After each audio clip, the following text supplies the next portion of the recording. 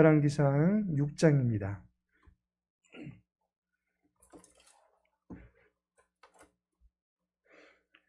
열왕기상 6장 11절에서 13절까지의 말씀입니다.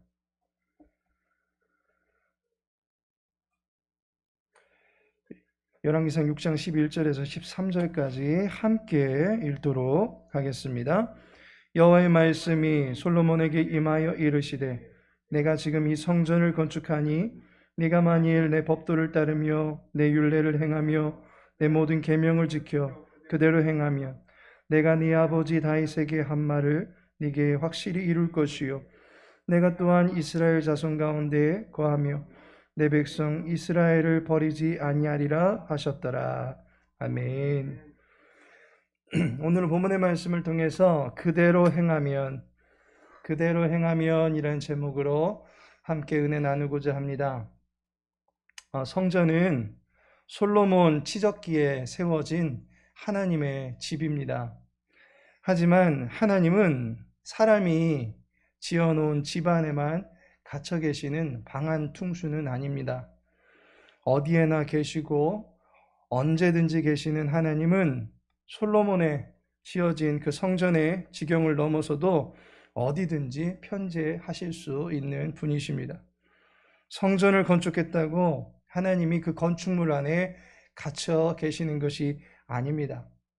그 틀 안에 계셔서 내가 찾으면 나오셔야 되고 내 마음의 소원을 말하는 대로 다 들어줘야 된다는 식으로 대하는 것은 그분 앞에 매우 불손한 자세가 될 것입니다. 엘리의 불량스러운 두 아들들이 이와 같이 여호와를 대했던 역사가 있었습니다. 여호와께 드리는 제사 제물을 가지고 자기들의 배를 불리우고 제사의식을 경솔하게 치루었습니다. 여호와를 경외치 않으면서도 전쟁에 나갈 때면 법궤를 들고 나가면 된다라고 생각했던 것입니다. 법궤 안에 갇혀 계신 여호와 하나님께서 자신들을 위해서 싸우실 것이다 라고 하는 착각에 사로잡혀 있었던 것입니다. 결국 두 아들이 전장에서 죽임을 당하는 비극을 맞이했던 것을 보게 됩니다. 성전은 우리가 하나님을 향하여 갖추어야 될 자세를 가르쳐주고 있는 상징물입니다. 내가 하나님을 예배하는 피조물이다 라고 하는 인식을 고취시켜 주면 물론이요, 하나님은 우리와 늘 함께 하시는 분이시다 라고 하는 이 믿음을 잃지 말라는 것을 우리들에게 가르쳐주고 있는 상징적인 건축물인 것입니다. 어제 이어서 가시적인 성전을 통해서 우리에게 가르쳐주시는 진리가 있음을 다시 한번 살펴보고자 합니다. 이스라엘 백성들이 성전을 대할 때에 성전은 크게 두 가지, 내가 하나님을 향해서 행할 자세를 가르쳐주고 있고 또한 하나님께서 우리에게 행하시는 섭리를 가르쳐주고 있다라고 하는 것을 알게 됩니다. 그 첫 번째로 우리가 하나님을 향하여 행할 자세가 있다라고 하는 것을 가르쳐줍니다. 그것은 바로 책임 있는 신앙생활을 유지하라라고 하는 것입니다. 본문 12절에 보면 네가 만일 내 법도를 따르며 내 율례를 행하며 내 모든 계명을 지켜 그대로 행하면 이라고 말씀하고 있습니다. 법도, 율례, 계명이라고 하는 것은 율법의 모든 조항들을 그대로 지키라라고 하는 말씀입니다.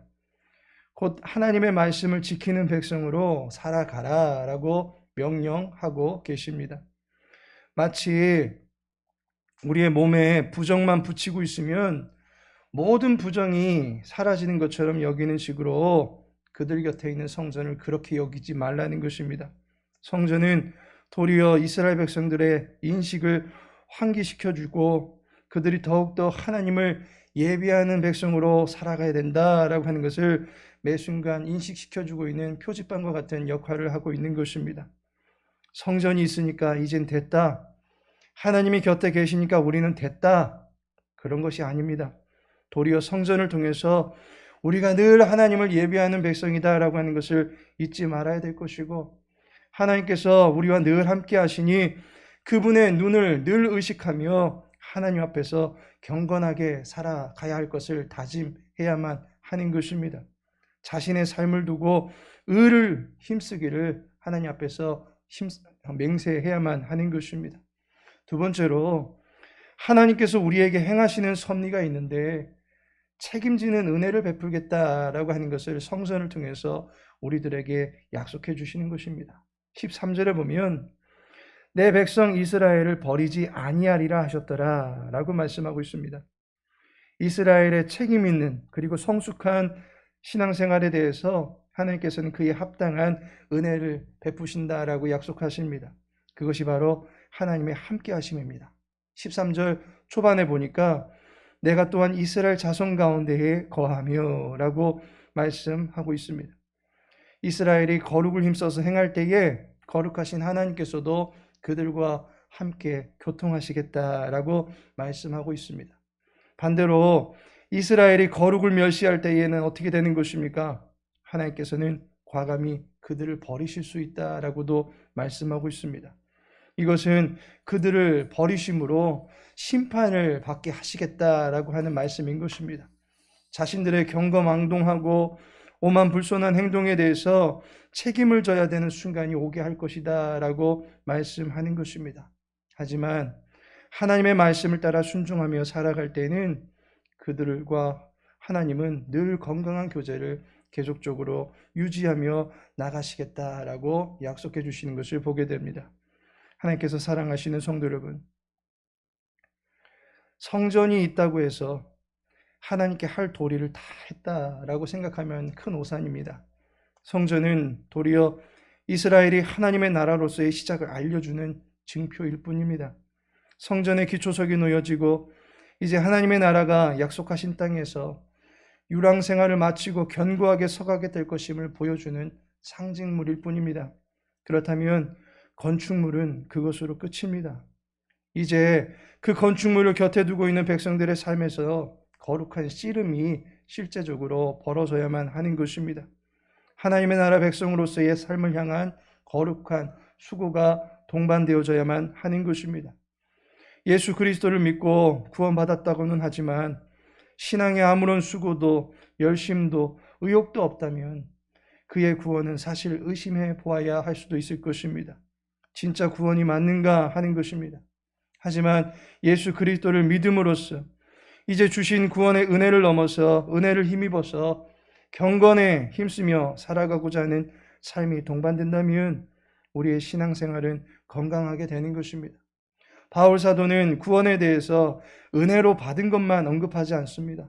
빌립보서 2장 12절에 보니 항상 복종하여 두렵고 떨림으로 너희 구원을 이루라 라고도 말씀하고 있습니다. 천국 가는 것만 구원이 아닙니다. 구원받은 자로서의 합당한 삶을 살아가고 싶어하는 그 마음을 가지고 진리를 힘써 행하는 책임감 있는 삶, 그것 또한 구원받은 자가 나타내야 될 하나님 앞에서의 올바른 모습인 것입니다. 이 열정을 달라고 하나님 앞에 기도할 수 있기를 소망합니다. 이 열정을 가지고 살 수 있게 달라고 성령 하나님의 도우심을 구하시기 바랍니다. 구하는 자에게 성령을 주시지 않겠느냐라고 말씀하신 하나님께서 우리의 구원이 더욱더 성숙되어져 갈 수 있도록 함께 해 주실 것입니다. 그리고 반드시 도우실 것입니다. 성령의 나타남과 도우심으로 말미암아 우리가 구원받은 자로서 합당하게 생활해 나갈 수 있도록 끝까지 도와주실 것입니다. 우리의 책임 있는 신앙생활에 하나님의 돌보시는 은혜가 나타날 수 있게 되기를 예수님의 이름으로 축복합니다. 다 같이 기도합니다. 우리와 함께 하시며 우리를 인도하시는 주님, 주님의 변함없는 사랑에 감사를 드립니다. 주님의 사랑에 힘입어 주의 교회를 위하여 그리고 신앙의 성숙을 위하여 책임감 있는 믿음 생활을 해나갈 수 있도록 도와주옵소서. 주의 규례와 법도가 무엇인지 묵상하며 청종케 하여 주시고 그 말씀을 힘써 행함으로 성도의 본분에 걸맞는 거룩한 열매가 맺힐 수 있도록 도와주옵소서. 우리의 모든 자녀들이 신앙의 대장부들이 될 수 있도록 말씀을 배우고 말씀 안에서 자라갈 수 있는 복된 기회들을 마련하여 주옵소서.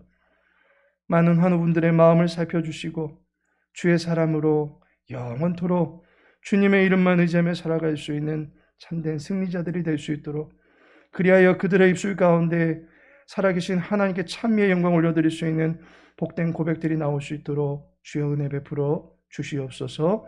오늘 하늘의 모든 삶을 주님께 의탁하오며 예수님의 이름으로 기도합니다.